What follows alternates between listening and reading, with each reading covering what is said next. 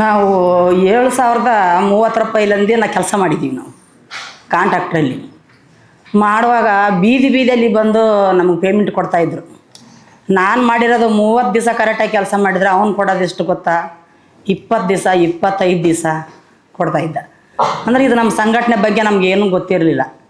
ಏನು ಮಾಡೋದಪ್ಪ ಇದು, ನಮ್ಗೆ ಈ ಥರ ಮಾತಾಡಿದ್ರೆ ಇವನು ಏನೋ ಅಂದರೆ ನಮ್ಗೆ ಜಗಳಕ್ಕೆ ಬರ್ತಾನೆ, ನಮ್ಗೆ ಈ ಥರ ಎಲ್ಲ ಮಾತಾಡ್ತಾನೆ, ಕೆಟ್ಟದಾಗಿ ಮಾತಾಡ್ತಾನೆ, ನಾವೇನು ಮಾಡೋದು ಹಿಂಗೆ ಅಂತ ಹೇಳಿ ನಾವೇನೋ ಸುಮ್ಮನೆ ಹೋಗೋಣ, ಇವತ್ತು ಹೋಗೋಣ, ನಾಳೆ ಗೊತ್ತಾಗುತ್ತೆ, ನಾಡ್ದು ಗೊತ್ತಾಗುತ್ತೆ ಅಂದ್ರೆ ಇಲ್ಲಾಂದ್ರೆ ಇಲ್ಲಮ್ಮ, ಇಲ್ಲ ಸರ್ ನಾನು ರಜೆನೇ ಹಾಕಿಲ್ಲ, ನೀನೇನಕ್ಕೆ ಈ ಥರ ಕೊಟ್ಟಿದ್ದಾರೆ, ಇಲ್ಲಮ್ಮ ನೀನು ರಜೆ ಹಾಕಿದ್ಯಾ, ನನಗೇನು ನಿಮ್ಮ ದುಡ್ಡು ತಿನ್ನೋಕೆ ನಮಗೇನಮ್ಮ, ಮಾಡಿದ್ರೆ ಮಾಡಿ, ಮಾಡಿಲ್ಲ ಅಂದ್ರೆ ಮನೆಗೆ ಹೋಗ್ಬಿಡಿ, ನೀವು ಕೆಲಸಕ್ಕೆ ಬರಬೇಡಿ ಅಂದರು.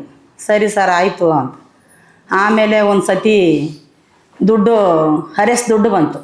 ನಾವು ಹೋಗಿ 3 ತಿಂಗಳಲ್ಲಿ ಅರೆಸ್ಟ್ ದುಡ್ಡು ಬಂತು.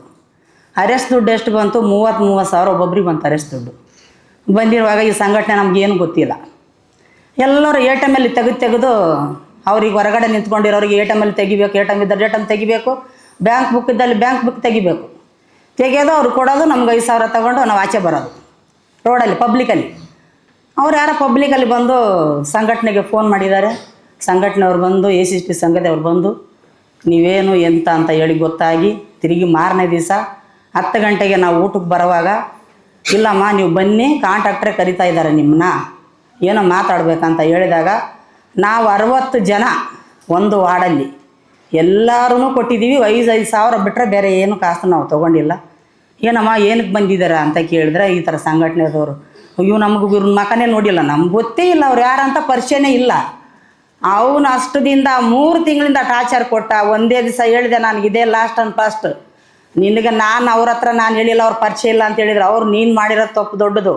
ನಾವು ಅದಕ್ಕೋಸ್ಕರನೇ ನಾವು ಹೋರಾಟ ಮಾಡಿ ಇನ್ಮೇಲಿಂದ ಅದೇ ಗೆದ್ದು 6 ಲಕ್ಷ ರೂಪಾಯಿ ಇಮ್ಮಿಡಿಯೇಟಾಗಿ ಗೋಣಿಚೀಲದಲ್ಲಿ ತಗೊಂಬಂದು ಕೊಟ್ಟ 60 ಜನಕ್ಕೆ. ಆ ಥರ ಪಡ್ಕೊಂಡು ಆ ಜಯ ಗೆಲ್ಸಿದ್ದೀವಿ. ನಾವು ಸಂಘಟನೆ ಬೇಕು, ಸಂಘಟನೆ ಇದ್ದರೆ ನಾವು ನಮ್ಗೆ ಒಳ್ಳೇದಾಗಲಿ ಕೆಟ್ಟದಾಗಲಿ.